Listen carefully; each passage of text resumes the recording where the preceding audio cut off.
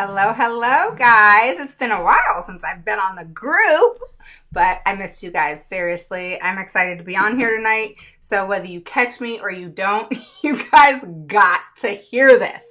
And I know that I can get personal with you guys. I know you guys are cool like that. It's different than, when you're on a page where there's a bunch of different people. You guys are my people. You're on my group for a reason. So I know you guys are going to be blown away by this. Okay. So for those of you who don't know me, my name is Raven Woods. I'm the CEO and founder of Autism Mama Rocks the IEP, and I help parents gain the knowledge and the confidence to become the CEO of their IEP meeting. And I'm laughing, guys, because I'm still so blown away of what happened today in an IEP meeting that I was in. And the parents were so gracious to allow me to come share this with you because literally, I had a dentist appointment with Skylar that you guys probably saw that I posted right after. And they asked me why my heart was pounding so hard because I was so mad and I was so flustered. I didn't know what to do with myself. And I'm not just saying that, guys. So hear me here. So if you are new to watching me live, I'm not crazy, but okay, yeah, I'm crazy. I'm crazy when it comes to the IEP. I am. So if you're new, I am crazy when it comes to the IEP. I will admit that. But I'm crazy about kids having success with the IEP, which is what makes me crazy. Is that an excuse? Okay, here we go. Post a 1 below if you're new. Post a 2 below if you're an oldie but goodie, okay? 2 below if you're oldie but goodie, like it's your past third time, and post a 1 below if you are new. Okay, so if you're catching the replay, I know I'm flustered right now because I'm like thinking about it as we speak. And I'm like, how do I even approach telling people what literally just transpired today? Okay. Hey, Jesse, how are you? Hey, Tara. All right. So this is what happened today. Okay. So I don't even know where to start. So I went into an IEP with parents. Okay. We've been preparing for this IEP for a while. And here's my speaker. Okay. So we've been preparing for a while. And I was ready. I was ready. I'm a perfectionist. Not that everything's perfect, but I'm a perfectionist. And, I prepared for the meeting. I even said to the parents, all right, don't text me right before the meeting because I'm getting my head straight. I got to get my head on, And so I get my head in the game. I get my head into everything that I prepared for, and I'm ready for the meeting, okay? And typically when I attend an IEP meeting with a parent, I'll sit back for a minute and just kind of feel it out. But I kind of haven't been doing that lately. I don't know what's wrong with me. I really don't. But I just haven't. I'm like, you know what? I need to just take over the meeting and do what I do best, okay? And let it run, all right? And here's the thing is people don't like that, all right? So when I did that today, so that was the start of today's nightmare. So I said, you know what, we're going to do some things differently today. I'm going to run the meeting. I probably shouldn't have said it like that. And then the lady started arguing with me immediately to the point where it was an argument about who was going to run the meeting and almost like a power struggle. And so I finally said to her, because she had made the comment, she said, no, I'm the representative. It's required and mandated that I run the meeting. I said, oh, really? Is it? I said, can you show me in the policy, or if it's an idea, maybe I missed something because I've read that thing multiple times. Tell me where in policy it states that only the representative can run the meeting. I said, because if I'm not mistaken, please correct me if I'm wrong. I know I'm a smartass, guys. I totally am a smartass. All right. So I said, please tell me if I'm wrong, because all these years, gosh, I've been doing it wrong. I've been running the meeting and nobody cares. But you're saying that it's mandated that you run the meeting since you're the representative. So can you explain to me where that is in policy? And if I don't recall, we're all a team. So I'm not really sure if any one person is better than the other. Or am I wrong? Can you tell me? And she couldn't tell me. So she loved me from that point on. It was a power struggle for the first 20 minutes. Literally, back and forth, back and forth. And the parents interrupted and said, which I love these parents, okay? So they interrupted and they said, excuse me, because they kept referring back to the parent, you know? And when I talk, I always refer to the parent because that's who my client is. And they referred to the parent. The parent said, excuse me, you are being rude. You need to let our advocate speak, which by law, she has every right to speak for us if we choose for her to do so. And so they finally let me talk. We had 30 minutes of time wasted because this one representative wanted to have a power struggle with me. Well, with my personality, having a power struggle with me, I don't know about some of you, but that doesn't typically work. You know, power struggles don't work, period. All right. And there is a respect factor there. All right. I wasn't rude to anybody, but the problem is before the meeting, I had written a book, all right, for parents. And I said, these are the questions the parents want answered. You didn't provide progress reports. You didn't provide data to support the progress reports. You didn't provide this child's exiting high school. You didn't provide proper exit summary. You didn't provide speech in the room. So I'm going off, okay? So you didn't provide speech in the room that it was supposed to be given. So in the child's IEP, it says group speech, which was fine for his age, okay? For younger ages, it's not, all right? Hi, Dorothy, how are ya? So here's the thing, is it said group therapy for speech, which you guys know I'm not a fan of, but this child's 17. So, but it said separate room, not in the classroom, all right? Because that's distracting. So when that came up, I said, why was that not done to the speech therapist? She admitted it. She came out and said, because we said, what's going on? You know, why was, you know, it says in these documents that you did the speech in the regular room. Why did you do that? And she even said, yeah, I've been doing it in the regular room. We didn't want to take him outside of the room. We just felt that it would be best to hold his speech therapy in the room. All right, hold up a minute.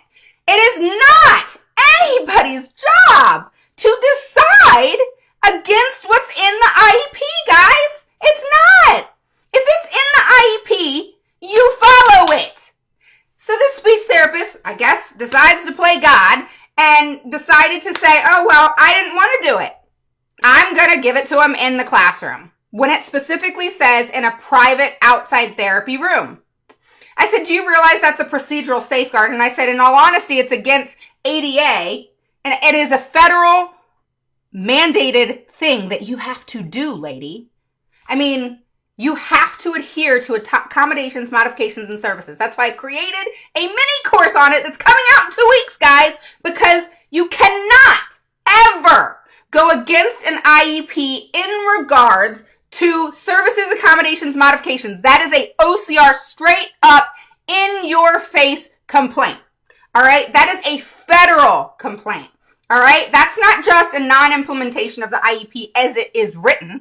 That's number one. That's what she did, number one. Number two, she discriminated against the child by making her own decision of where she was going to hold therapy when it specifically stated in a private resource room. She decided to take it upon herself and provide the therapy in the regular education classroom.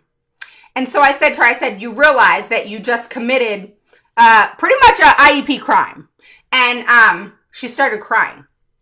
And I don't get emotional about that. Sorry, I'm not nasty. I'm not heartless. But when it comes to the IEP, I don't care. All right? It's all about the kids. It's not personal. It's specific to that child. It is not about you. It's not about me. It's not about anybody on that team.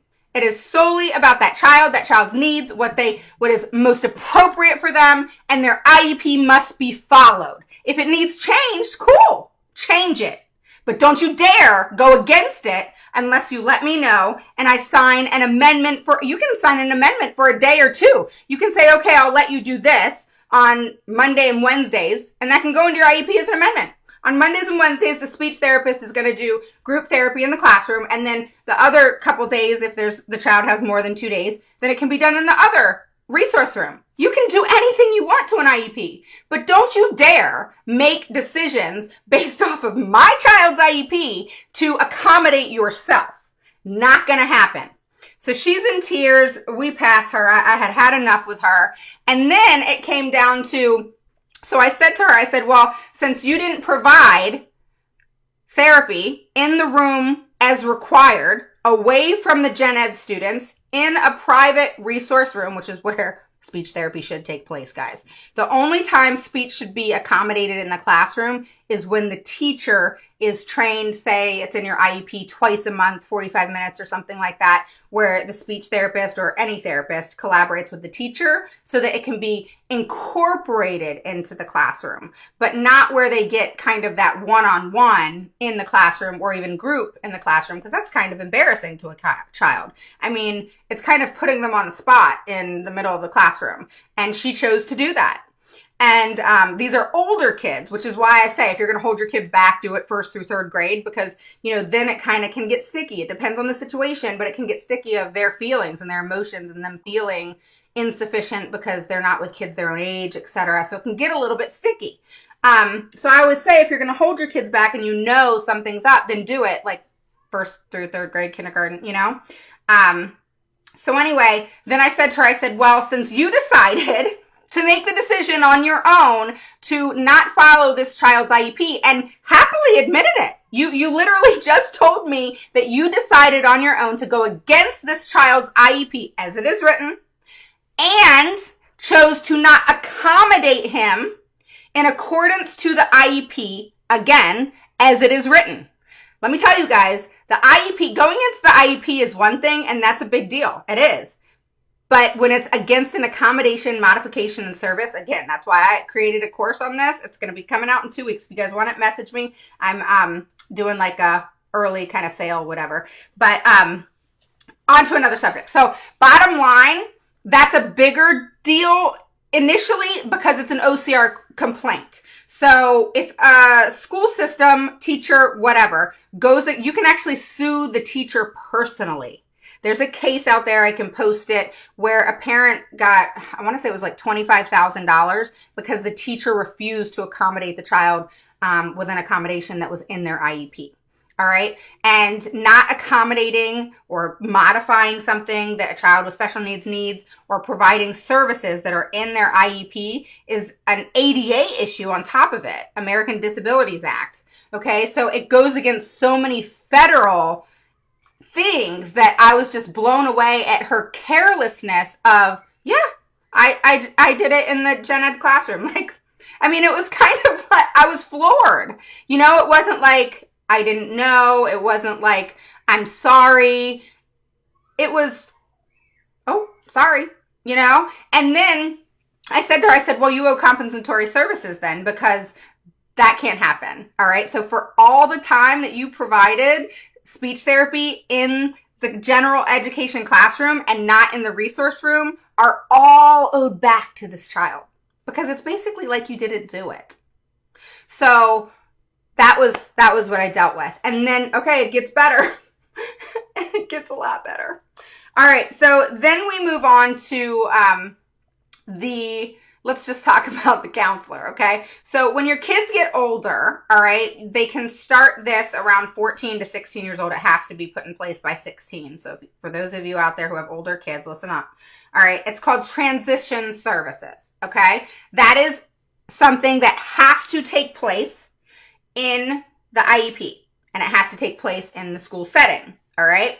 So transition services look a little like this. They teach your child how to write an application or a job application or fill something out in regards to everyday life, daily living, what it is moving on from high school, something that they can take with them to college if they're going to college.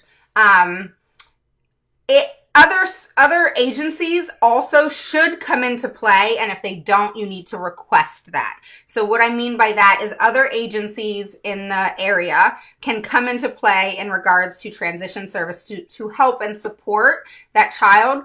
For example, what if they can learn how to drive? You know, just because they have special needs doesn't mean they can't drive. So that's something that can be put into play. them doing kind of technical different things, like they can go to like a electrical type school. What is it? Trade schools, you know? Those things can be approached and broached based off the child's impact of disability. So all these opportunities are open and is an open door for them, just like it would be any other child. And this child was limited to the counselor literally going over how to fill out applications. And then here's the kicker. The child came on, okay, because as an older child, he wanted to attend. He's 17. And he joined the meeting and was a part of most of it, other than mom had to take him away because that's how heated it got. I mean, I was flipping shit. Mom was a wreck. Dad was ready to lose his mind. And I mean, it was bad. It was bad. I mean, so much animosity. I've never been part of an IEP that was, I think that each day it just gets better and better, but better and better in a bad way, you know? Better and better as in shocking the heck out of me, as in what is going on today that people don't know what they're doing. So the counselor said, yeah, we've been filling out this and we've been, doing, different applications and this and that and the other. And the kid comes on and says, no, you have not. All right. This is a child that has special needs and was easily able to say, no, the counselor's name, you have not. We have not done applications for jobs. Yes, that happened today. It's not over. All right. So then we move on to OT, which there was no OT there because it's private OT now. Now, mind you, this is what happened. This child has OT in their IEP. He was not given OT all year. In September, the school, which is a charter school, which has to adhere to IDEA as well, decided to send the parents an email. And the email said, hey, we don't have a OT. You're welcome to find your own OT. We'll pay for it. But we don't have an OT. Sorry for your luck. So the parents kind of didn't know exactly what to do because they worked and they're busy and they're like, oh my God, we got to find an OT. And you know how that goes. So anyway, the child did not get into OT till right before COVID. So we're talking September 3rd, I think is when she said they started school, to March 10th, I think it was. All right, don't quote me on those dates. And this child didn't receive OT. So I said and because it was a charter school, CSE is involved, all right? So they're the ones who put together the IEP and then the school has to implement it. All right, so it's just a separate thing. It's kind of if your child's in public school, you decide to put them in private school, the school approves of it, then you get a CSE team that is to do, they suck, all right? If you get one, make sure you get a good team. So they were no help and they didn't know the law. I had to do a lot of teaching of the law, even to the point where they had to look it up to verify what I was saying. I told them, by all means, take your time. Please read the law. I encourage you to do that. You should have done it before the IEP meeting, but you know what? By all means. So there was no OT. So I said, okay, that is I said, not only is that a procedural violation, it's an OCR complaint, which is a federal violation against a child's student's rights to an accommodation, modification, and service that they are entitled to. So for something entitled to anybody, but to a child with a disability, anybody with a disability, and for that to be taken away is not allowed. All right. And so I said, you owe, and I was loud. Okay. And I said, you owe every last minute to this child from September to March. I said, you count those minutes and then I'm going to count it behind you. And that child will receive every last minute of OT that you all failed to provide him. And to top it off, you should have never put the responsibility on the parent to find an occupational therapist when that is your job. And I was pointing. I was like, that's your job. Your job. How dare you put that on the parent? I even said to the director of special education, because she was a freaking idiot.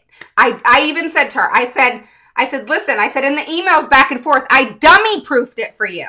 Then the principal was like, you need to say you're sorry. I said, no, I won't. I will not say I'm sorry, because I'm disgusted. I cannot believe she's the director of special education and she knows nothing. She has totally failed this child. This is completely and utterly against faith. And she's done so many procedural safeguards, I don't even know where to start. And I said, and you know what? Shame on you. You're the principal. How dare you allow that go on in your school? I said, you're just as responsible. And you know what she said? She said, and I'm taking responsibility for that. And I said, good, you should. And then the special education director, she then said, well, since talking to you, this is what she said to me. And I'm telling you this, you could ask the parents. They will totally vouch for me. Okay, so this is what she said to me. I said, I am disgusted at the fact that you are in the position that you are. I said, because you are literally a disservice to these kids. I said, I'm not really sure with the type of person I am that I can sit with myself in the right way with you being in that position. I feel like I have to do something, because who else is going to suffer because of you? And this is what she said. She said, note taken. She said, I have learned a lot, to be quite honest, in talking with you via email. I said, oh, how so? And she said, because you have enlightened me on things that I did not know. So I did compliment her on that, because it takes a bigger person to say, hey, I was wrong. And that I appreciate. I appreciate you saying that you're wrong, but it doesn't take away from the fact that you failed this kid all damn year. You didn't provide him speech in the way it was supposed to be given per his IEP. You provided no OT whatsoever all year. You provided shit transition services all year. Claim to the parents that you were providing it all, and you didn't. I said, you have failed this child in every way. I said, Faith, that should be posted on your damn wall. And then that's when they said, well, maybe we should table this meeting since you're yelling. Do what you got to do. I said, we got everything on tape. You do what you got to do. They didn't table the meeting. So it continues. Gets even better. So the parents are voicing, which I was so proud of them, because I was all jacked up, hyped up. And so they saw that, and they, were talking about some of their concerns that they wanted even more reference and clarification to, because that was what started a lot of the riff in the beginning. Was I am big on sending a very detailed email before an IEP meeting to be very clear on my expectations of how that meeting is going to go, so that you're not rushing me. You know to leave 2 to 3 hours, because I told you in advance. You know that this is what I plan on covering, and if you plan on covering something else, please bring that to the table. Totally fine with me. But there's going to be communication back and forth, so there's real good, solid clarity as to what is delivered at that meeting, what is discussed at that meeting, and that parent, I make sure that that parent gets out everything that they need to get out. Because sometimes it's just about them getting it out, and then me summing it up as in clarification as to what the precise issue is, if that makes sense.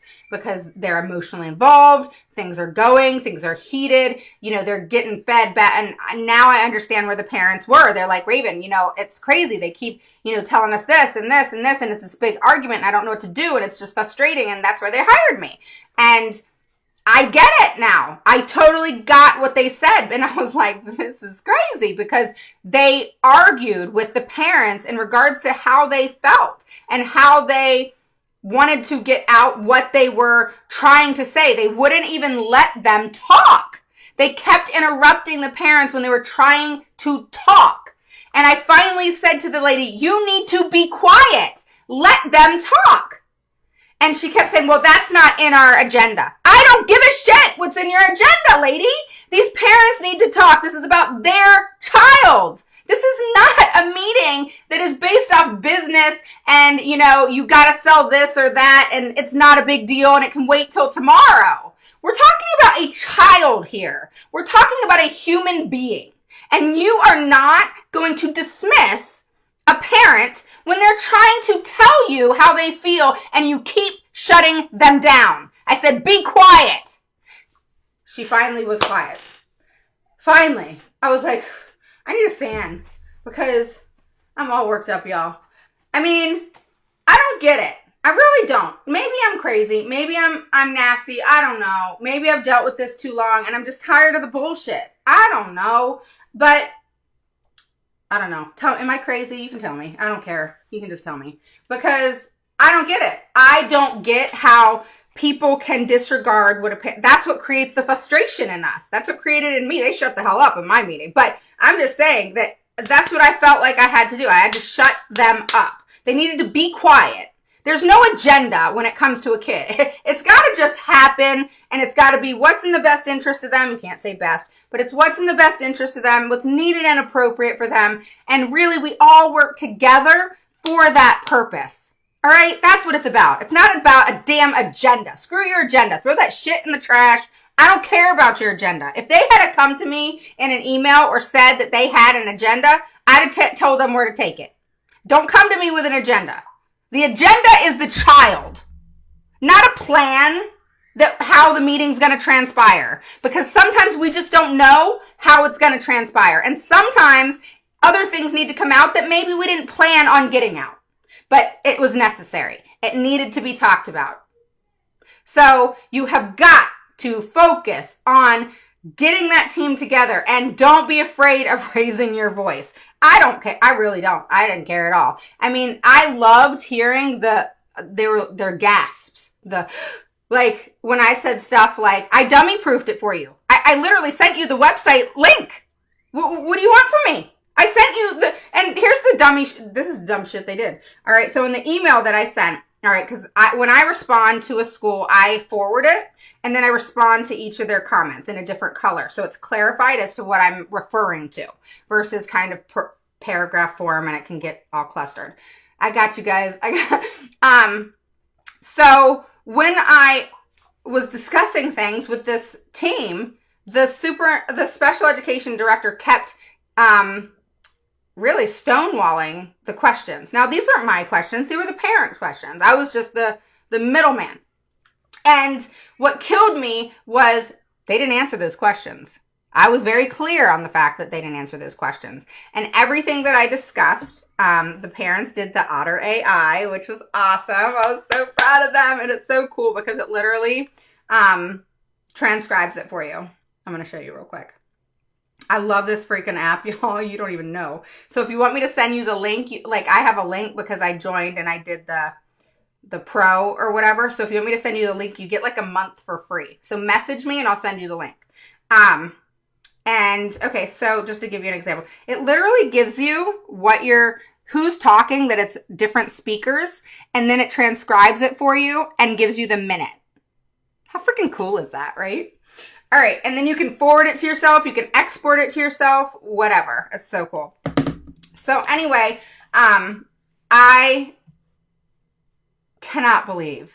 I mean, I'm queen of making complaints, but after the meeting, I'm sitting here telling the parents, okay, you have 3 OCR complaints and 2 procedural safeguard complaints, which is a violation of the IEP as it's written and in regards to FAPE, okay? And they already have 3 complaints out there that I had them put out already, okay? So we got 3 complaints out there already.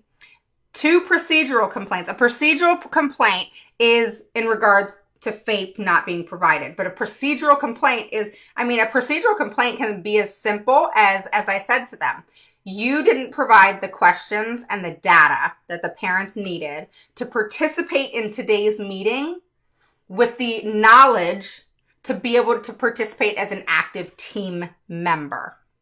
So if you don't have data, you don't have the information you need, for example, like evaluations, results, or something like that, then they didn't provide you with adequate information to actively and appropriately participate in the IEP meeting, which is a procedural violation of FAPE, because a free and appropriate public education cannot happen without the team. Make sense? So always use that. Play the dummy card. All right? Play it to your benefit. If you want something answered, all right? Listen to this. If you want something answered from your team, play the dumb card. I need to have this answered because I know we have an IEP coming up on Thursday, and I can't actively participate as a team member because I don't have this data. And I don't understand, say that keyword, I don't understand what this means and what this progress report means with just the goal and the comments. And I need the data so that I can actively participate and make suggestions and comments, etc., in regards to my child's education. So I feel like I don't understand what's going on, and I need you guys to help me and provide that to me. So you're putting that in writing, saying, I don't understand. I don't understand. I don't understand. I don't understand. I can't participate in the meeting as an active team member because I don't understand. I don't understand because you didn't provide me with the data. You didn't provide me with evaluation results. You didn't provide me with whatever it is, okay? So use that if you want information and they're maybe refusing to give it to you. Play the dummy card. It works because they know it is a procedural violation. And if they still don't do it, then say, you do realize that me, the parent, not being able to participate as an active team member who can contribute to the team and to the IEP as you are, not knowing the accurate and appropriate information, I can't do that. And I don't know what I'm basing anything off of because you haven't provided me with the adequate, that's the key word, adequate information to be that team member. And so then if they don't do it, then you say, you do realize that that's a procedural violation and is against FAPE, right? They usually will jump up at that point.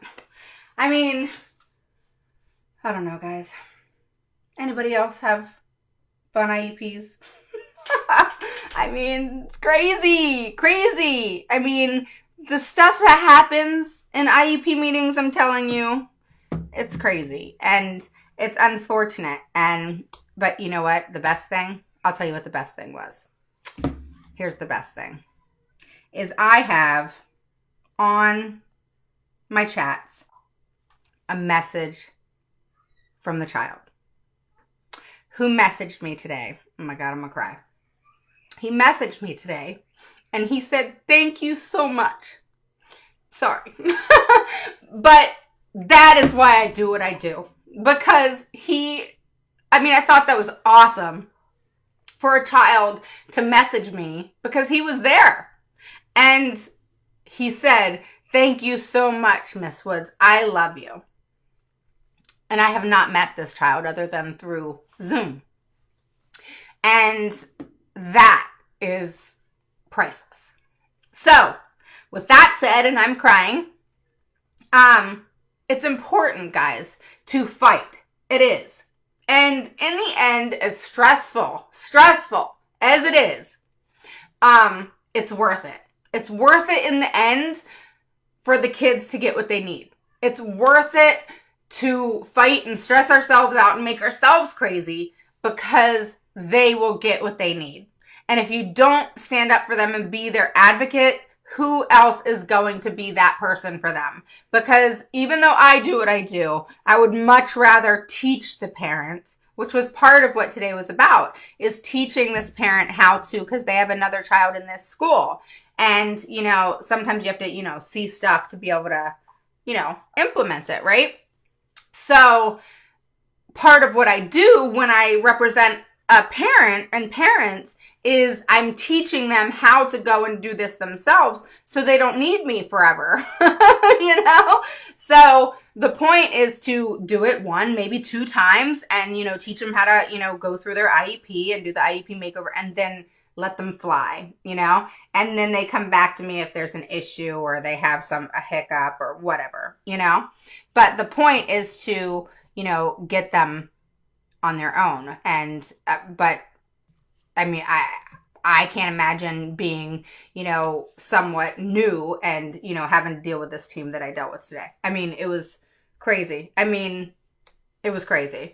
And the fact that, part of me feels like, okay, that's awesome. They totally admitted that they were against FAPE, that it was against procedural safeguards. They had 3 OCR complaints that we're going to make. And in my mind, I'm thinking, okay, that's great that these complaints can be made. But in the end, all this stuff wasn't done for this child. So, it's a good thing to stand up for yourself, but it's a bad thing that there's repercussions from that. And that's what makes me so angry because sure, we can make complaints all day and yeah, it's going to be federal complaints. You guys are going to have a lot of hits against you. But at the same time, who suffered? All right.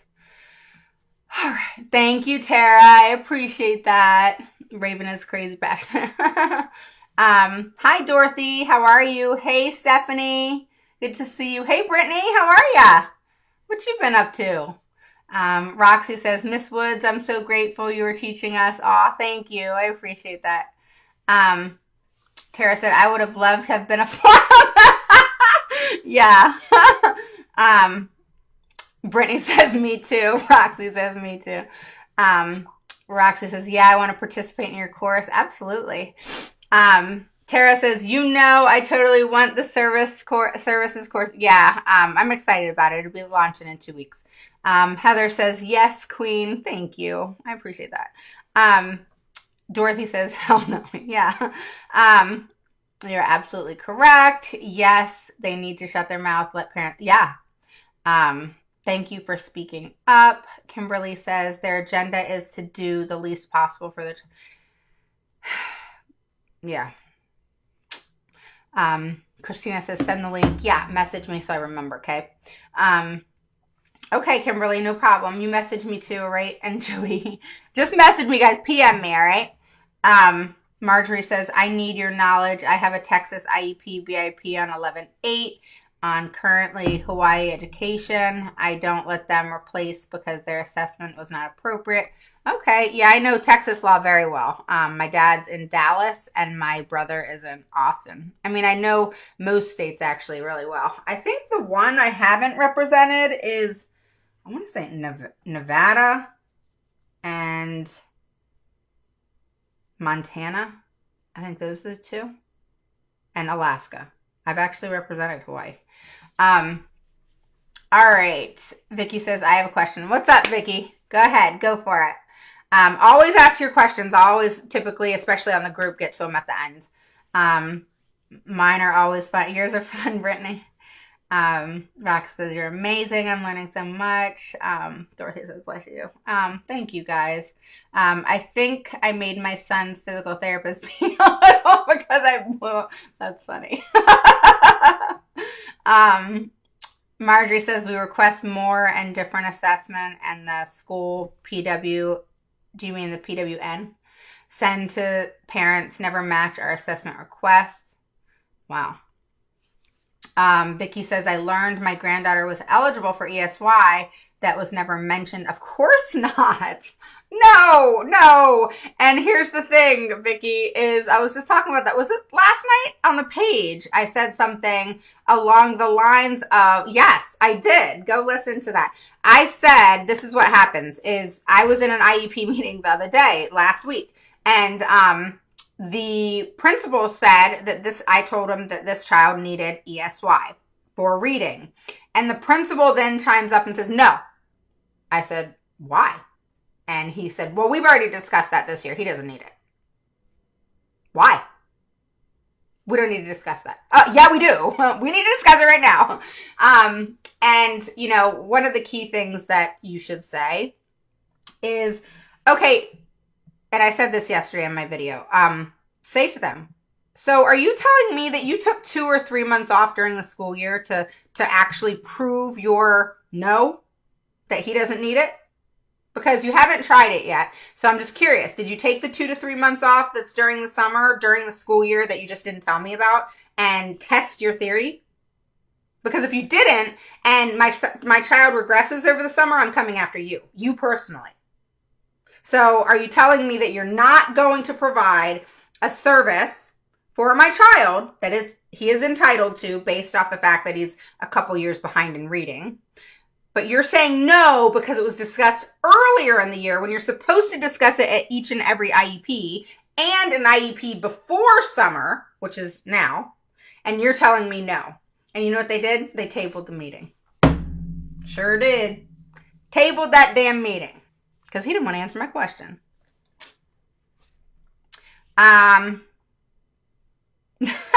Thanks for actually throwing 1,000 at me. You know what, girl? You do not want 1,000 at me. That would be crazy. Jesse says, you're a blessing to us parents. Thank you. You're welcome. You're best. You definitely have been our... Aw, thanks, Brittany. Linda says, hardest part is not knowing if everything agreed on is really happening when you are not... Yes, very true. Which is where you have, what I call, you have to babysit them. All right? So you have to babysit them because... What else are you going to do? All right. It's kind of like, it sucks to do, but you have to do it, you know, which is why I talk about the hunt and gather, and you have to go into your school and observe your child and go different times and pop in and make sure that things are being taken care of. So thank you guys for supporting me when I'm crying and having a total meltdown. But oh my gosh, when I got that message from the child today, that's what did it for me, you know? So that was special. That was special. It's one thing to get a thank you from the parent.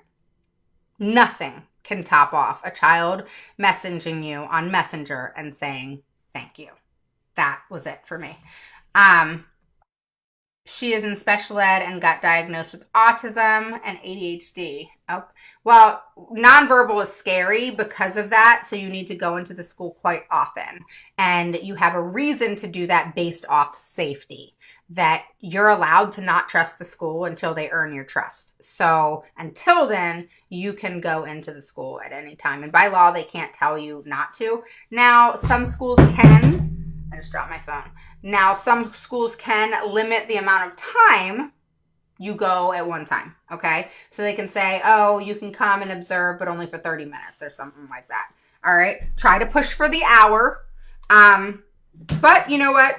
Sometimes don't push it if they're going to let you do 30 minutes. Let them get to, you know, kind of know you. Shut your mouth when you go into that room, guys. Be an angel. All right? Put your phone on record. You didn't hear me say that. I'm just kidding. I'm just kidding. And you want to make sure that you don't talk. You're just observing. So you want to make it to where you're a fly on the wall, like Tara said, and that you're not disturbing. Because then they're going to let you come back more and more and not have a problem, you know? What they don't like is the parents who cause the problems and, you know, are kind of annoying and rude and whatever. And, you know, I'm crazy in an IEP meeting. But let me tell you, when I walk into that school, because there's children in the school, my whole demeanor changes, you know?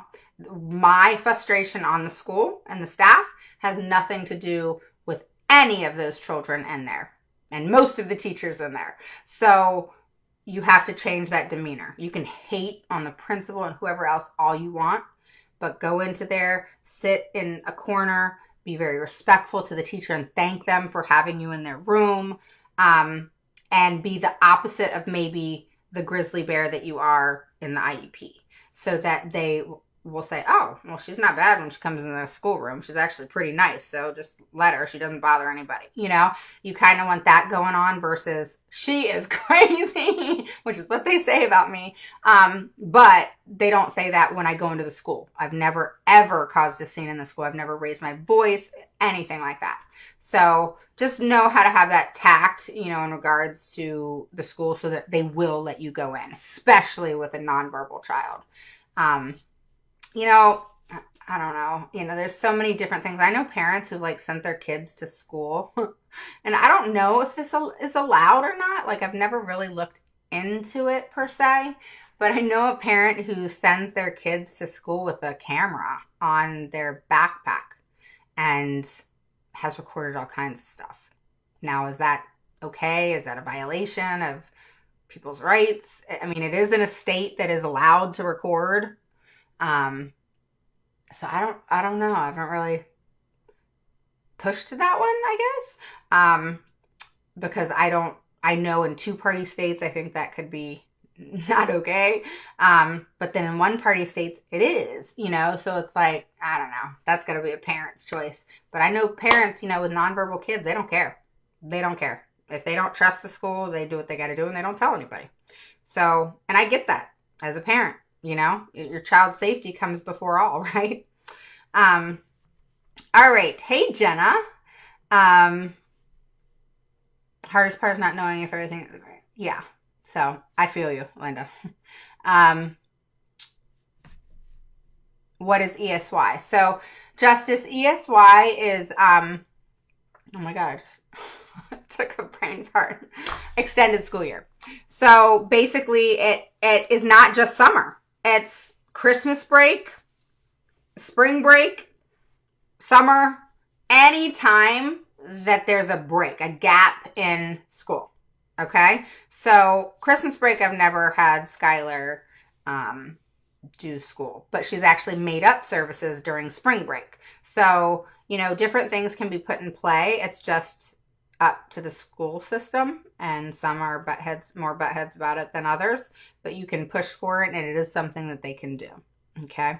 It just depends obviously as well on the therapist or whoever would be providing it, if they're open to doing it obviously during, you know, the spring break. But I've been lucky enough to where you know, like for example, speech is my daughter gets 2 hours of speech a week, and the speech therapist was always open to doing it, or the occupational therapist, you know, so I haven't had that problem. I have had a problem with my team, but not the therapist. So not speech, OT, PT, you know, so things are on the up and up there, but I can't imagine having a team like the one I dealt with today. I mean, it was a nightmare, guys. And to think that these parents had to deal with this for years. Thanks, Nadia. Her therapist requested what's a BI? And it was denied. What's a BI? A BIP maybe? Am I wrong? Sorry, new. Yes, post a 1 below if you're new, a 2 below if you're an oldie but goodie, and say hello. This is the group, so it's a lot more personable. Obviously, I cry on the group that I don't do on the page. Goodness gracious. But yeah, the group is cool. Everybody talks to each other, helps each other out. I think it's awesome. Other than the people who have spammed lately, which is driving me crazy, thank you guys for telling me about it. I mean, some guy was selling something on the site and someone told me about it. So thank you guys for sending it my way. So where am I? Nadia. Okay. Y'all keep going. Hold on. Let me scroll. Now I gotta scroll back up. All right. Vicky says therapy. Tell me what a BI is, Vicky. Jan says extended school year. Thank you. A link of all the terms.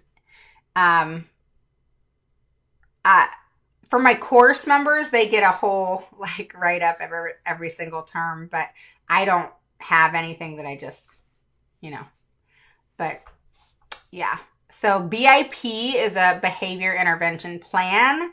A PWN is a prior written notice.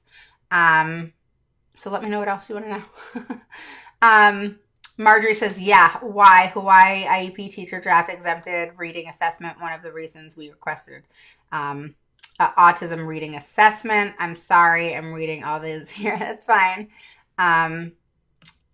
Is it Shala? That's kind of cool. I like that. Is it Shala? Miss Woods, what is a child eligible for in Texas? My child was recently diagnosed with autism. I had an IEP and I was totally lost. They basically told me and any type of therapy would depend on my insurance. What? How old's your child? How old's your child, Shala? And I cannot answer what your child would be eligible for because I don't know your child. So you have to tell me about your child. So you can either tell me about your child here and I'll respond, or you can set up a 15-minute discovery call and we'll chit chat. Just PM me and we'll set up a call. And we'll go from there. It'll be a lot easier because I don't respond about, I'll respond generally, but in response to a child, I have to know a little bit more of the picture. Vicky says she elopes a lot. Yeah, that's a safety issue, big time issue, big deal. That's needing a one-on-one, really. Brittany says I have to sign forms before I can go in. It has to be approved. What are you talking about, Brittany? What do you guys sign? Nadia says my daughter is in ICT class and they never let me come to observe when she was younger. Even when I asked them straight out to come visit, well, they can't say no. So you have to push that. You can't just say, okay. You have to push that further because they can't refuse you from going to school. I mean, think about it. Like parents go to volunteer. Parents go to, visit the classroom for different things that their children do. So they can't say, oh, you can't observe. But they let people come and volunteer or be a part of some sort of party or whatever it is. They can't do that. Now, like I said, certain schools can limit the amount of time, but that's it. But then you just go another day, so they can limit the amount of time per day, per visit. Jan says there was a student in my school that had a GPS tracker on his belt and mom would call and ask where he was. Are you a teacher? Yeah, that happens. I had a GPS tracker on Skylar. It was through Project Lifesaver. And so at first it was on her foot and then she cut it off. And then it was on her arm. She cut that off too. And so we had to go back and get her another one. And then finally she somehow they put a metal one on her. Like it was kind of plastic-ish at first. And that was on the foot, the ankle, and the arm. And then she cut them off. And then they put almost like a metalish one on her. She figured out how to take it off. This is how crazy smart this kid is. She figured out how to take it off. And we have no idea where it is to this day. We think she flushed it down the toilet. But even the police couldn't find it on the GPS tracker. I thought it was hilarious. I'm like, where the hell did she put it? She had to have he even said, well, if she flushed it down the toilet, we would have gotten some sort of signal once it flushed through. But they never found it. I'm like, this child. And you don't even want to get me started with her fetish with pine cones right now, y'all. Tell me about your child's fetishes. The things that they get completely obsessed about. So years ago, she got obsessed about pine cones. 4 years ago. Now she's into it again. I mean, to the point where my daughter, who's a teacher, she's 24, sent Skylar a big thing of pine cones from Amazon because she's that into pine cones. We went for a walk yesterday. I texted Jenna and said, look what she picked up, because she picked up this tree of pine cones. I mean, she is, and then she'll say, Mom, do you love pine cones too? Do you love pine cones? Too funny. All right. Yeah. So I don't know the laws, guys, on these trackers and these cameras. I know parents do it. I mean, we've heard it on the news, right? I can't blame them for it. I sure can say that, but do I don't know. I don't know. I mean, because that's still recording our kids too. So I don't know. I don't know how I feel about it. I don't really care, to be quite honest. But I know people have different opinions about it. I guess I can say I get why a parent would do it, especially a parent of a nonverbal child. That's a scary, scary, scary feeling. And so, yeah. And especially when you're going through a difficult time with the school system and you have to prove something, you kind of do what you got to do as parents. That's one thing I will never not say is, as parents, we make decisions, good and bad, based off our child and what's best for them. And so I respect parents for that. That's just me, my opinion. I respect parents for doing whatever they have to do for their child. I just do. Not hurting somebody else, obviously, but doing whatever they have to do. My daughter is 10. She is getting OT, PT, and speech. Awesome. Is there anything else she can get from the school? Yeah, a lot. It just depends on her, Narwin, it just depends on her needs. Obviously, she's getting OT, PT, and speech. Hopefully, she's getting a sufficient amount.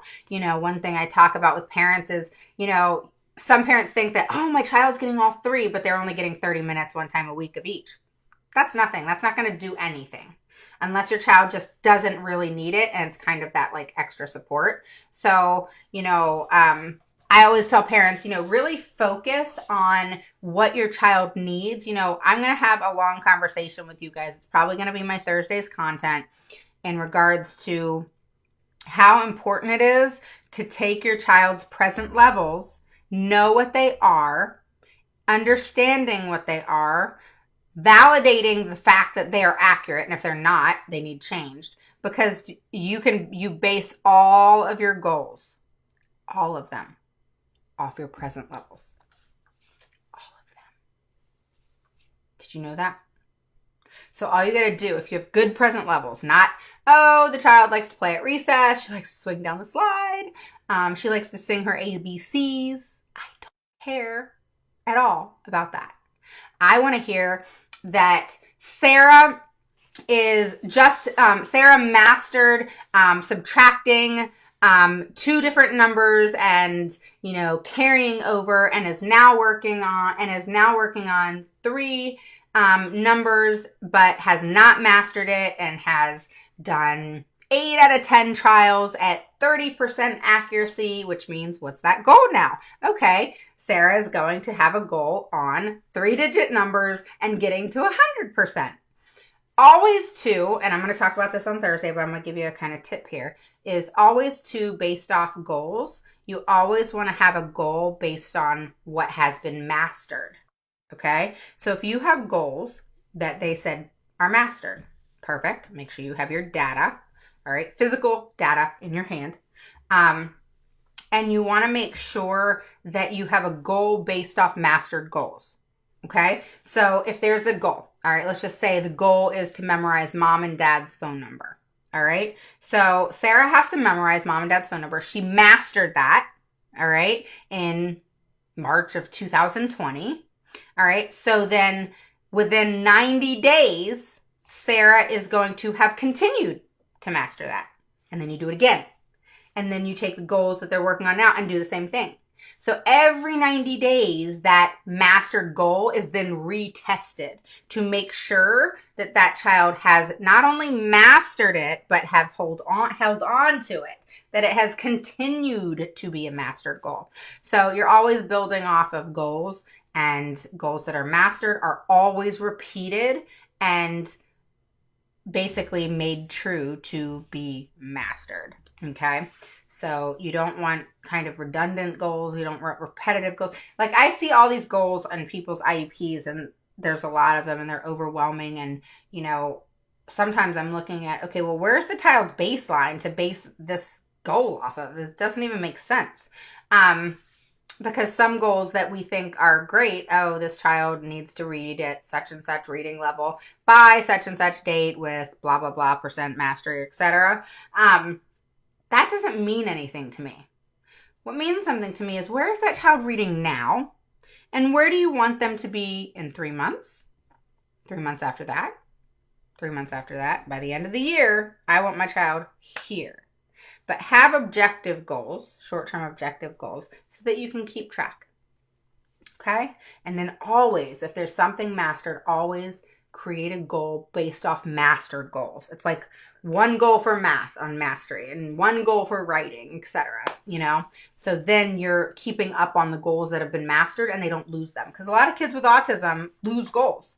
Okay? It happens all the time. All right.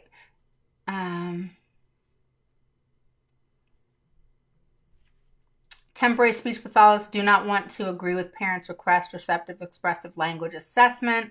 Our son uses AAC at Toby Dinabox as a nonverbal visual learner. He knows more than he can express. Okay, Marjorie. Justice says, thanks. Jenna, you're about to meet the same team down here. She receives speech therapy, but with the COVID, the speech therapist emails me videos. So stupid. Oh my God. Hi, Vicky. I'm definitely new. Oh, that's okay. Crystal, welcome. Hello. Kevin's on. Oh God. I got all worked up tonight, Kevin. You need to come listen to this again. Shala says, what's a 6? Dang, don't y'all want to be a 6? Do you have to sign non-disclosure form saying you won't talk about any other kids? What do you mean? Talk about any other kids. Oh, are you guys talking amongst each other, Jan and Brittany? But also in the non-disclosure, I have to tell them which dates and times I would be visiting. Okay. Yeah, no, you know that they don't make us sign that here at all. I mean, they don't even have to, because think about it. They don't make other parents sign to go and volunteer, or maybe that's a state thing. It probably is, or I wouldn't even say state. I would say district, or even school, you know? Roxy says, yay, pine cones. Yeah, you come take the pine cones, Roxy. You can come take them. They're all over my house. Brady has about 150 license plates, 30 cameras, and an unbelievable amount of Hot Wheels, all categorized, of course. Oh, don't get me started with My Little Ponies. You know the little mini My Little Ponies? I have like triple of them. 3 of each. 3 of each. And I'm griping now about pine cones. Yeah, I think we talked about this, Jenna. We should compare our My Little Ponies. Okay? Narwin says 1 time PT, 2 times speech. Yeah. Well, that's good, because PT is usually one that's a support to something. So obviously she's mobile. You are definitely in the right. Brittany says you're definitely in the right place. Everyone here is amazing, and Raven has and shares so much. Thank you. The school convinced us that our son wasn't in need in speech or OT. What do you mean convinced you? Nobody can convince you, Tony.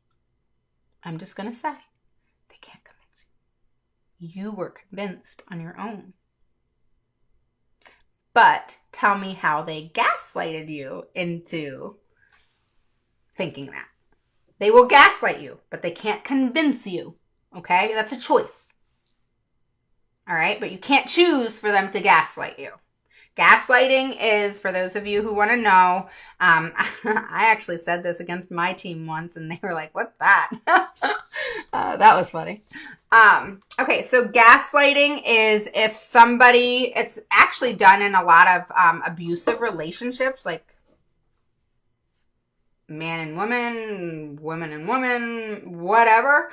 And it's when somebody like puts somebody down and tries to control them and what they're doing, and makes them feel insufficient, and everything that they do is wrong. And the things that that person feels doesn't mean anything. And that's not what's allowed. It's like a convincing you of something that you're not wanting to do, but you do anyway.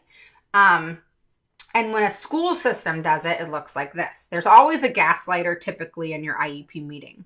The goal is to get the gaslighter out of your IEP meeting or train them to never do it again. Okay? So this is what you do.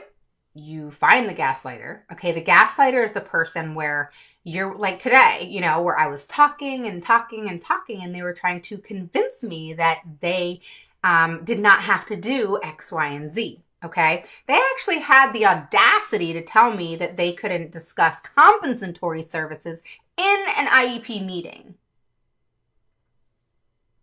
That's a first. And what's so crazy about that is in an IEP meeting, there is no rule, policy, or law that says you could talk about what you did last night if you want to.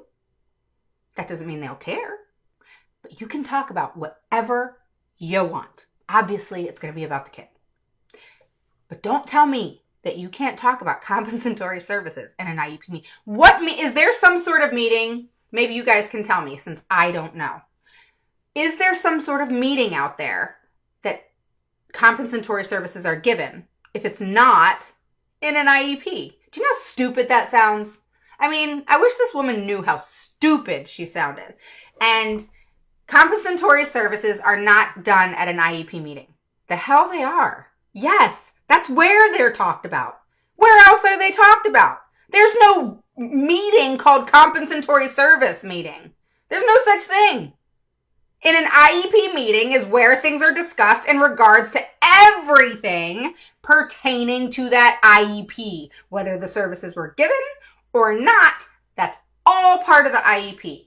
And all the idiots who didn't provide those services come together and are discussed. And everything's discussed in that IEP meeting.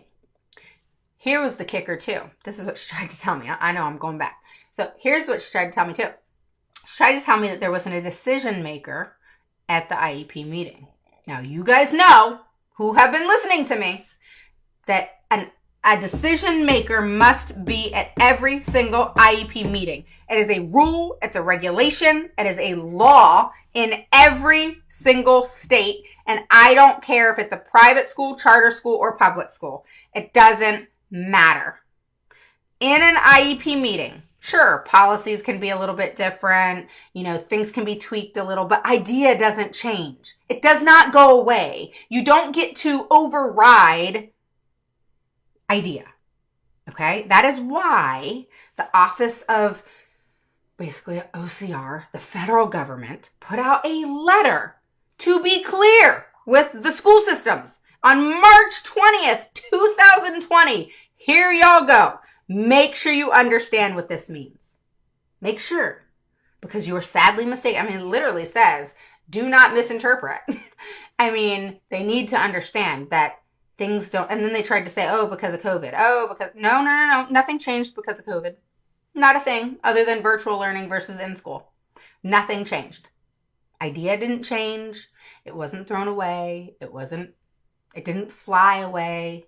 It is still in play. Okay? All right. So, now that we've talked about all that, so never fall for the bullshit. They will feed you so much bullshit, guys. And that's what gaslighting is all about, is the bullshit. And then parents are not stupid, but will fall for, and this is what I mean by this, okay? So hear me, all right? I don't mean parents are stupid. If they are, then I'm a freaking idiot because I was so stupid for 6.5 years. I don't think that. I don't think that I was stupid for 6.5 years. I think I just didn't know. And there was no manual that came that was called the IEP. And it is a very, very difficult process to learn. And then it changes all the time because you have new people and it's frustrating and emotionally debilitating in my opinion. And it's just a lot, okay? And so it's important to not be gaslighted. And gaslighted is when you're convinced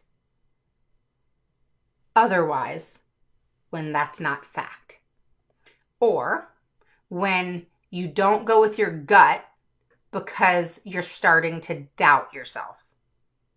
And you're starting to doubt yourself because the gaslighter gave you reason to do that. If you take anything from this, this is what I want you to take. Always go with your gut. Always. There's something about that motherly, even fatherly intuition. And when you go with your gut, typically it will lead you on the right path. And if it doesn't, it doesn't. Learning experience. But I can guarantee you, most of the time, every time I've listened to my gut, I've been right. And every time I second guessed myself, I've wanted to kick myself in the butt. All right? So go with your gut. There's just something about parents, caregivers, grandparents, and these kids that you just know. And you can't not be given the opportunity to voice that. And never, ever be shut up in an IEP meeting. Ever. Always be heard. Always. Okay? If it means like what I did today, which was crazy. I mean, I felt like it was the biggest power struggle of my life, but I didn't care. I did not care. I did not like this woman at all from the get-go. And one of us was going to win the power struggle. And the parents got to talk. So I think that speaks for itself. Because I just kept saying, would you please shut your mouth? Please just shut your mouth. And then we can get going. Because she kept talking about how we needed to keep the meeting going. Well, if you shut up, the meeting would keep going. Okay. All right, I'm good now, y'all. All right. Gosh, we got a lot of questions tonight. All right. So Shala says her son is 6. Okay. So going back to your question, which is way up here. Okay. What's he eligible for? Okay. So Shala, just message me. Let's have a chit chat because I don't know anything in particular about your child other than I know you're in Texas and I know he's 6. But we want to get him on the right track because he's at that perfect age, that mending age of like, okay, let's get this right. Like whenever parents call me and they have, a kindergartner or up to 3rd grade and they're really wanting to get things straight. I love that because then you're getting it together from the get-go versus what I did and it sucked. I think many of you know my story. So just if you can, whenever it is that you guys find out more about the IEP, make sure you take hold of it and, make sure that you don't give up and you keep fighting.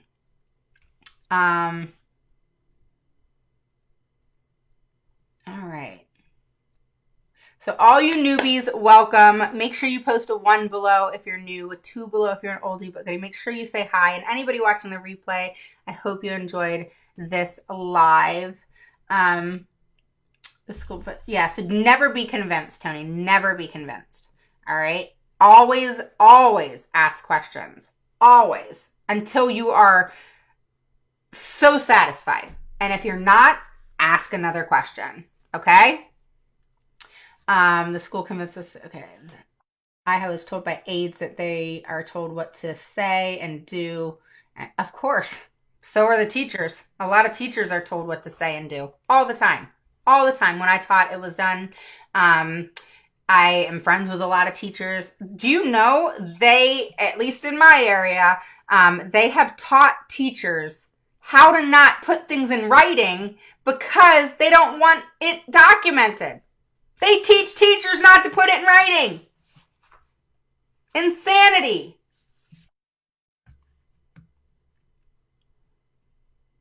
I think I told you guys too. You know what? That'll be another talk. That'll be another talk in regards to what they do in regards to reading. You don't want to hear what I got to say there. My daughter's not social.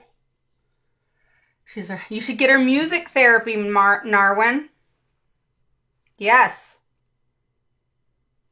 Music therapy is great. But why did they deny it? What is the reasoning? Because didn't you say she gets other things? I'd give up PT to get music, especially if it was you that she only got 1 day a week. Get music instead of PE or instead of PT. Sometimes it's all about negotiating. And then you can go back and say, she needs PT, and then you get that back. And then you already have music. Sometimes you got to play that funky little game. We now know his weakness, speech, OT, and processing issues all affect his problem areas, comprehension, social. Good. So now you got to create goals based off all that. Make sure that's his present levels and his baseline. My kinder was getting recreational therapy before COVID, and he was blossoming. Recreational therapy. I'm so glad you brought that up, Roxanne. My daughter used to get therapeutic riding. That was a great therapy. Oh my gosh, she got so much from that. So if any of you guys can get that over the summer for ESY, that was priceless recreational therapy. It's so great. I feel he needs more. You have to, anytime, and that's what's in my service accommodation and modification course, guys. But anytime you want more, you have to have objective data. Always. All right. Hey, Grace, how are ya? Are you working tonight? What's going on there? Oh, Grace, I forgot. What's going on there? Is anything crazy?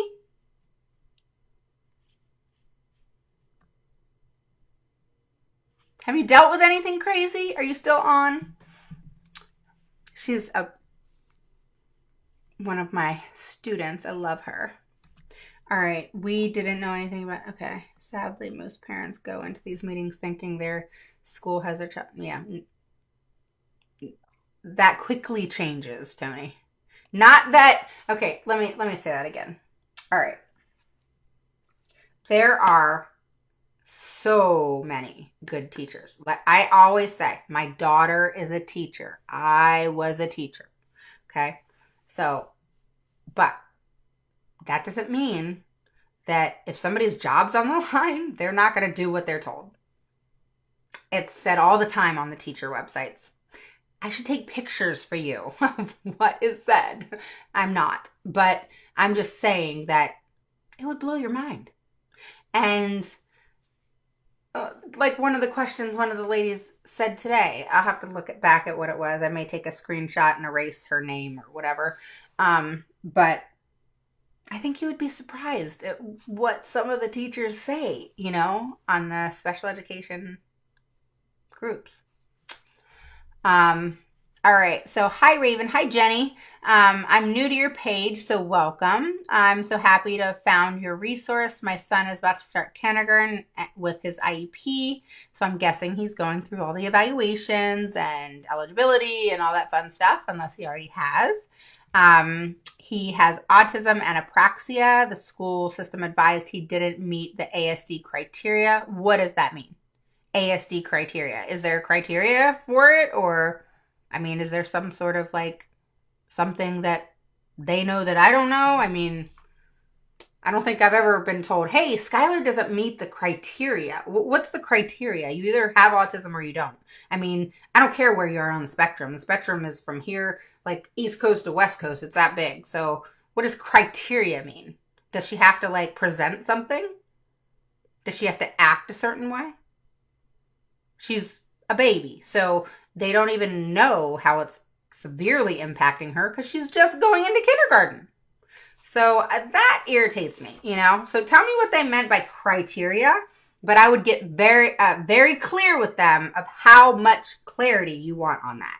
I want clarity of what criteria means. Give me a list of what your criteria is so that I can reference it and know, okay, my child doesn't meet your criteria. So I want a list of all your criteria. I want to see it. I want to see that my child does not meet your criteria. And so anything teachers say, not teachers, administrators, the decision makers, say, because usually it's not a teacher that will say no. They usually present goals and how your child's doing. Typically, special education teachers can be off and on, but typically the gen ed teacher is cool. You got your good and bad teachers, like anything with anybody. And You have, you know, from the most part, gen ed teachers have been awesome. All right. Now, will I say that, and like I said, my daughter's a gen ed teacher and I totally feel her here. It is not a gen ed teacher's job to be a one-on-one for your child. That is not their job. Their job is to teach all the students in that class. Your child is in the least restrictive environment, so modifications, accommodations, and services need to be put in place so that they can acclimate accordingly and be part of in the least restrictive environment. If not, it's called their impact of disability is inhibiting them from actively participating in the gen ed setting because of how they're impacted in that setting. Now, to be withdrawn by you or the school from a gen ed setting, a child has to be completely impacted and not be able to function, cope, etc. in a gen ed setting. And that is with above and beyond accommodation services and supports to help them do that. All right. But never should it be put onto the gen ed teacher. Now, what they are responsible for is meeting those accommodations and modifications and sending them to their services, etc. They also have to be the ones taking the data and have to be responsible for that. Okay? It cannot just be, I observed. It has to be report data collection. That can be quizzes, that can be assessments, that can be schoolwork, classwork, etc. All right? And that has to be named in detail. Schoolwork, classwork, assessments, etc. in the IEP. Not just observations, not just report data collection, which I say, put that in all your IEPs, report data collection. But never just say report data collection. Express yourself. Everything, if it's not in the IEP, it's not going to happen. It's just not. So it needs to say report data collection as measured by report data collection. And then you need to specify as well in parentheses, or you can say e.g. Assessments, quizzes, written work, classwork, whatever. Okay? I'm not a fan of observation because I'm not going to believe what you tell me. I like to see it. So if you're going to tell me that my child's doing XYZ, you better be able to prove it. Okay? So that's how I look at it. So look at it like that. If your child has a goal, each goal should be able to be proved to you.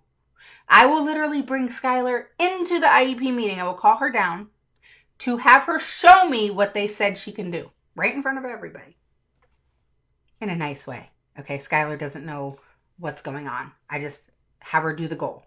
All right, so everything should be proven. Everything. All right. Yeah, 6 years, Tony. I feel you. Marjorie says goals is learning time, and so Reed said time. IP goals is learning time, and so at the intended. Okay.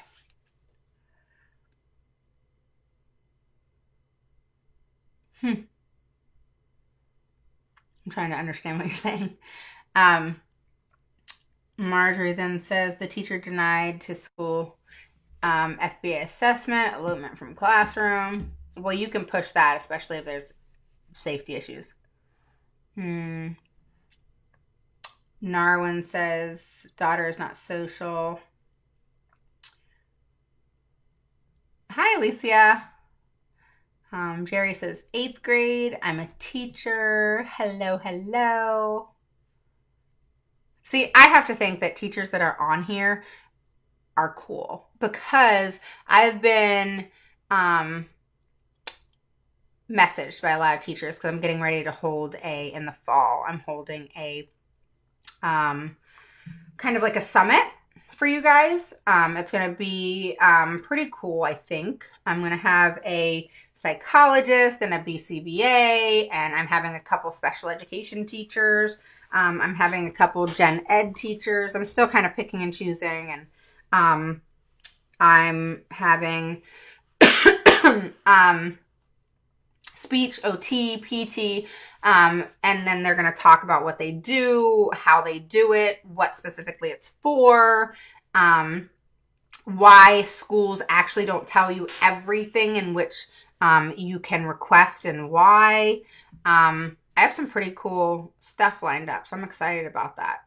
So I personally think teachers that are on here are teachers that care because, I mean, I've had a lot of teachers message me on here and say, you know, I want to learn how to help the kids, you know, like I've seen some pretty screwed up stuff and I want to help them, you know? So I think that's kind of cool. So, because I had somebody ask, why do you let teachers on your Facebook group? Well, because I was a teacher. I mean, my daughter's a teacher. I mean, I love teachers, but that doesn't mean that all teachers do the right thing. You know, that doesn't mean anybody does the right thing. But I'm not going to not have teachers on here when I think that they can actually support the group in a positive way and contribute in a positive way and, you know, learn about the IEP because, you know, my daughter was telling me she went to JMU in Virginia and James Madison University, and it's an excellent school. But she was telling me they don't teach you how to write an IEP, you know? They don't say, okay, let's practice, you know? They don't teach you some of these things, and it's something that you just learn as you go.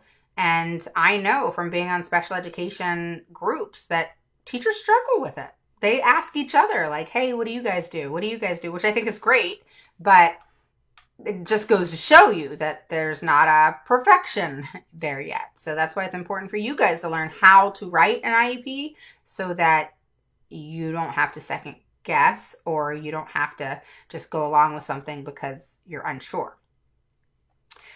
All right. Okay, Grace. Refuse to discuss. Oh, yeah. Refuse to discuss. I always say that. Unless it's an emergency and my child is at school and sick or whatever, I don't do phone calls.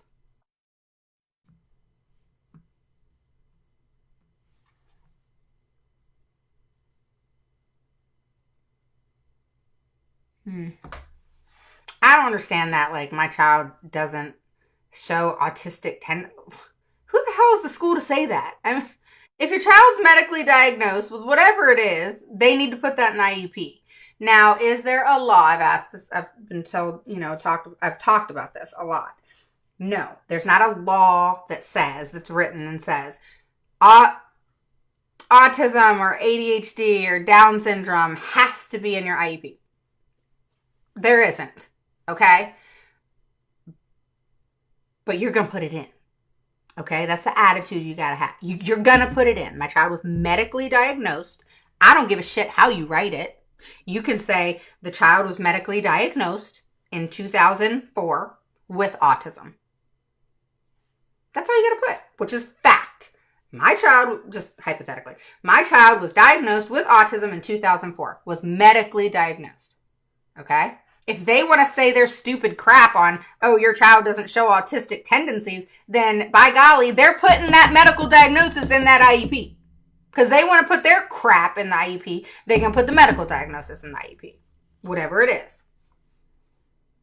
Okay? And you sit there at that table and you argue till you're blue in the face and you get it in there. Don't back down. Don't back down, guys. And I've told my parents, I have some passive parents, and I tell them, look, you know I love you, but you can't do this in the IEP meeting. You gotta put your mask on, okay? So, here's the funny thing. I'm just gonna tell y'all this. If y'all wanna hop off, it's fine. Okay, so I'm a Leo. Can you guys tell? I'm a Leo. I'm very headstrong. I'm very determined. I have a reason for this. I'm very determined. I go after what I want and nothing's getting in my way. That can be a good or bad thing. And I'm loyal as all get out. Okay? So those are my tendencies. I'm loyal. I'm headstrong. I'm determined. And I go after what I want. Okay? Then most of my really good friends, this is what's weird, is I don't know if you guys know about color personalities. So there's like red, that's like my personality. It's like go-getter, headstrong, blah, blah, blah. Like me, don't tell me about the story. Just get to the facts. That's my personality. Then there's like green, where that's, tell me what you guys are. I'm curious. I'll like post this. This is really cool. If you're into this stuff, it's really cool. Do I believe it's 100%? No. I just think it's really cool to think about because it's true in my situation. So green, people that have a green personality, and you can be mixed. So a green personality is like your analytical thinkers. So somebody who, you know, you tell them something, all right? Hey, you know, this is what happened. What do you think about this? And they have to analyze it to a T before they even talk to you about it. All right. Or if you say, hey, do you want to come to this, that, and the other? And they got to think about it. They're not the ones that, yeah, I want me. Yeah, I want to go. Let's go. Let's go have fun. You know, where like some of my friends be like, all right, well, I got to think about it. You know, let me talk to my husband, or, you know, let me do this. And they got to think about it and then they come back to the table. Right. And then you have your blue. All right. So blue is, and I'm red and blue. All right. So hear me out. So blue is you like to have fun. All right. You're all about fun. If the word fun is in the sentence, blue is there. All right. So you got red, that's headstrong, just fact oriented, very serious. I'm like 80% red, 75% red. All right. And then you got your green. It's like kind of your like technology people. I think like CIA, FBI, you know, your analytical thinkers. They got to think it through. They're really smart, you know. And then you got your blue. And I'm 25% blue. So 75% red, 25% blue is me. Tell me what you guys are. So blue is all about fun. They don't care unless there's fun involved. All right. So usually blues are mixed with a little something, something. Okay. Then you have yellow, which is what I seem to gravitate towards, which is your teachers, your people that they're people pleasers. All right. They want to please everybody. Everybody's got to get along, where reds could give a shit. All right. We get along or we don't, whatever. Yellows, you have to get along. I don't want any animosity. Nothing can give me anxiety. I don't want that. And life has to be happy because we have to get along, guys. We just have to. And if we don't get along, then I'm going to be that person. This is a yellow. I'm going to be that person to fix it. All right. And typically your yellows are teachers, and I'm a teacher. This is how it's weird. All right. So teachers are typically yellows. They love to help, and they love to be a part of, and they love to, you know, be there for you, and they don't like animosity and issues. Then they want everybody to get along and hunky-dory, right? And then you got your green. They're your analytical thinkers. You got your blue, fun, and you got your red, headstrong, straight to the point, you know, no bullshit kind of person. All right. So what are you guys? I am 75% red, and I'm 25% blue. I am no yellow and no, well, I might be a little green. Because I am an analytical thinker. I didn't even think about that. Roxy says she's red, blue, and green. Me too. Okay, I need to change my percentages. I need to think about that. See? All right, so here, I'm going to be 60% red. What would you guys say? How much red would you say I am? Come on, be bold. Tell me. You're not going to offend me at all. I want to know. I know I'm a lot of red. So I'm thinking maybe since I am a little green, that I'd be like 65% red and then 20% blue and 15% green. Something like that. So Grace, you're green, blue, and yellow. Okay. You think I'm a green? Yellow, your downfall. I guess I'm trying to please others. What are you, Kimberly?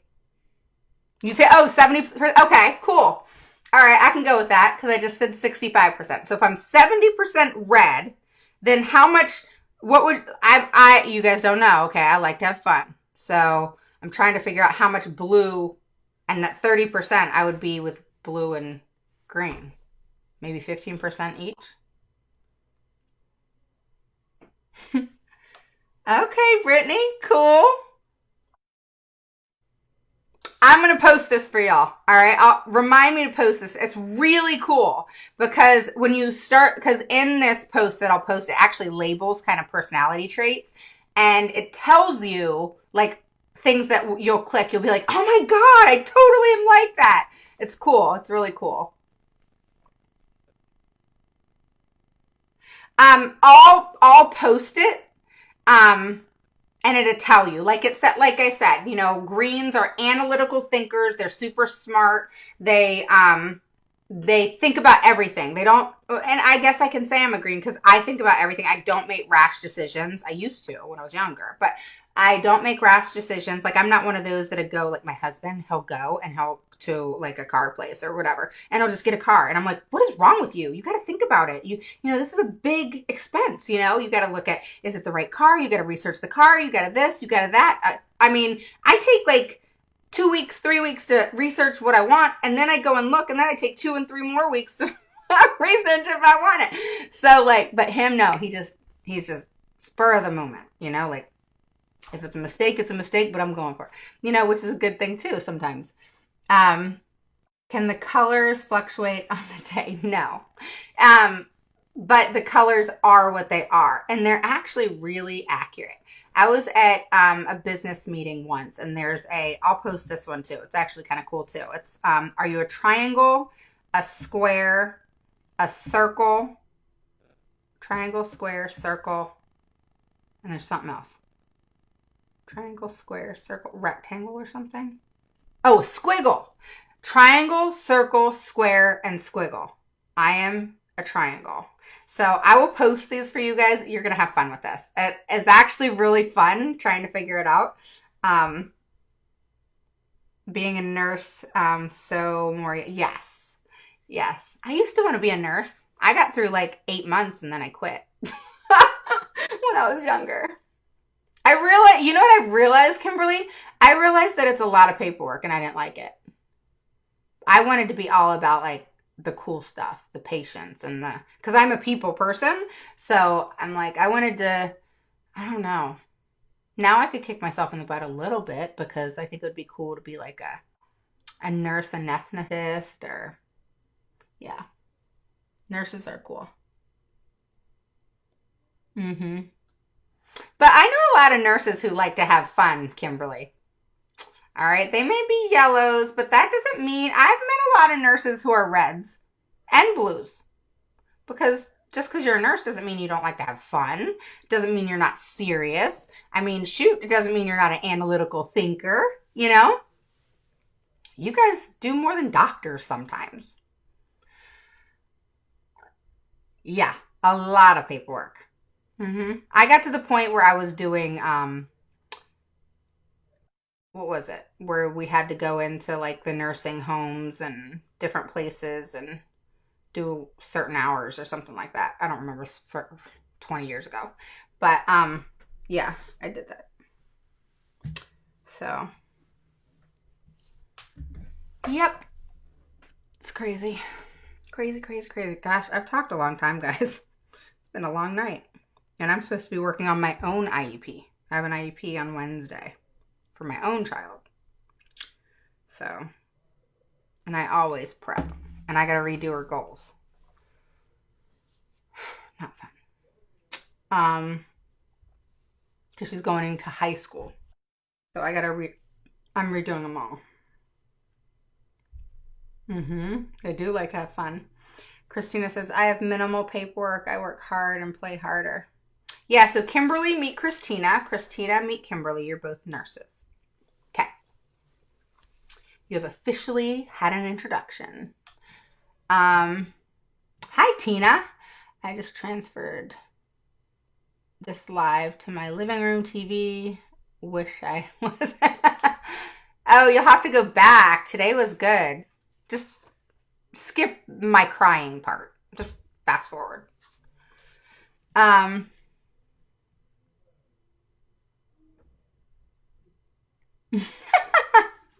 Whatever, Christina. You are totally a lot of yellow.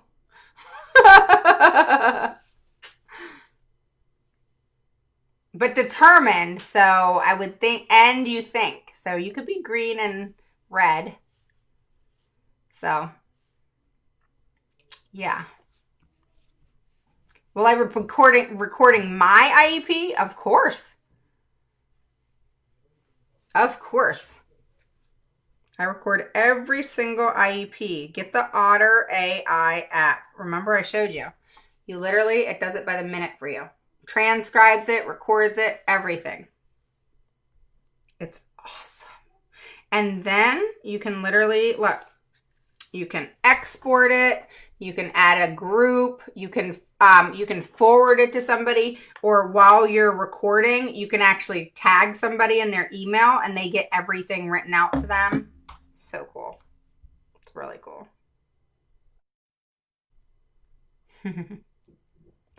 All right, guys. I will talk to you guys soon. Thanks for joining me and sticking with me for so long tonight. Gosh, it says an hour and 39 minutes. Nobody's going to watch this that didn't watch this live. But if you do, post a 1 below if you're new, post a 2 below if you're an oldie but goodie. And thank all of you for hanging out with me tonight. It's been fun. That's why I stuck on here, because you guys were so excited and part of it tonight. That was awesome. So is Mondays a good night? I'll have to do that more often. It's hard to figure out what's a good night, right now with COVID and all that stuff going on. So if you guys want to I'll do a poll or something of what's kind of good night, so I have a good idea. And I know summer's happening, so everybody, like I said to you guys, don't forget, you guys are actually going to come with me all summer. And guess what?